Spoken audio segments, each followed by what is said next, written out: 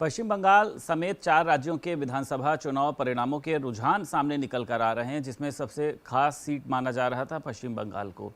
वहां पर अभी तक जो रुझान सामने आया उसमें भारतीय जनता पार्टी को बहुत ज़्यादा बहुमत मिलता हुआ दिखाई दे रहा है। भवानीपुर सीट से अगर बात करी जाए, ममता बनर्जी पीछे चल रही हैं। जहां पर पीएम मोदी पहुंचे थे, जहां पर उन्होंने झालमुड़ी खाई थी, जिसके बाद वो चर्चा का विषय रहा था, वहां से भी भाजपा जो है वो लीड कर रही है। तो भारतीय जनता पार्टी ने पश्चिम बंगाल में भी जो है वो एक तरीके से इतिहास रचने का काम किया है।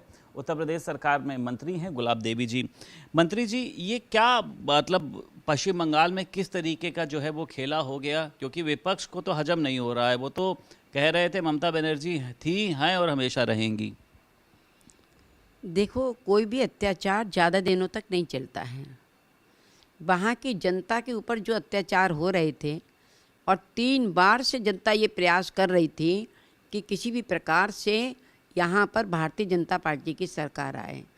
आज जब उनके लिए बिना किसी झिझक के और बिना किसी दबाव के एक दबाव मुक्त होकर उनको मौका मिला वोट डालने का, तो उन्होंने अपना परिचय दिया, अपनी साहस का परिचय दिया, क्योंकि तनाव मुक्त होकर उन्होंने वोटिंग किया है। इसके लिए मैं सबसे पहले बधाई देना चाहूँगी अपने माननीय जो देश के सबसे परम प्रबल प्रधानमंत्री जी हैं, उनके लिए बधाई देना चाहूँगी। अपनी देश के जो बहुत ही दूरदर्शिता रखने वाले ऐसे हमारे गृह मंत्री हैं, उनके लिए मैं बधाई देना चाहूँगी।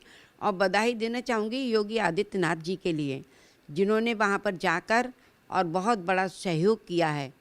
बधाई के पात्र हमारे पार्टी के सभी पदाधिकारी हैं, समस्त कार्यकर्ता हैं, जिन्होंने जी जान से लगकर और ये इतिहास रचा है। ये इस प्रकार का इतिहास रचा है कि जिसका स्वर्ण अक्षरों में ये इतिहास लिखा जाएगा। अच्छा, ये भी देखा था कि ममता बनर्जी ने वोटिंग के दौरान पहले भी ये बातें कही कि भाजपा वहाँ पे बेईमानी कर रही है, चुनाव आयोग जो है वो वहाँ पर चुनाव लड़ रहा है, मशीनों को बदल दिया जाता है। आपको लगता है उसके बावजूद भी जो है जनता ने उन पर भरोसा नहीं किया? देखो, जनता के मत के लिए कोई नहीं रोक सकता।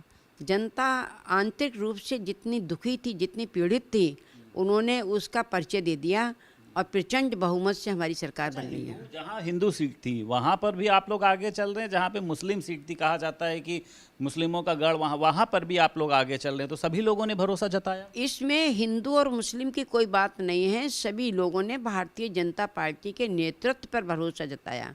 माननीय हमारे मोदी जी के ऊपर भरोसा जताया, माननीय श्री अमित शाह जी के ऊपर भरोसा जताया, और उन्होंने अपनी जो भारतीय जनता पार्टी की नीतियां हैं, सिद्धांत हैं, उन पर भरोसा जताया कि भारतीय जनता पार्टी की सरकार बनेगी तो जो हम गुलामी में जी रहे हैं, बेबसी में जी रहे हैं, ये हम स्वतंत्र हो जाएंगे। चुनाव का फर्क आपको लगता है यूपी में 2027 के चुनावों पर भी दिखाई देगा? यूपी में तो वैसे भी भारतीय जनता पार्टी की ही सरकार बनेगी, लेकिन इससे और हमारे कार्यकर्ताओं के अंदर मनोबल बढ़ा है और जनता के अंदर भी ये जागरूकता आई है और निश्चित रूप से यूपी में भी हमारी प्रचंड बहुमत से सरकार बनेगी। बहुत शुक्रिया बात करने के लिए। उत्तर प्रदेश सरकार में मंत्री गुलाब देवी हमारे साथ मौजूद थी। लखनऊ से वीडियो जर्नलिस्ट अमरीश के साथ संदीप खेर, भारत समाचार।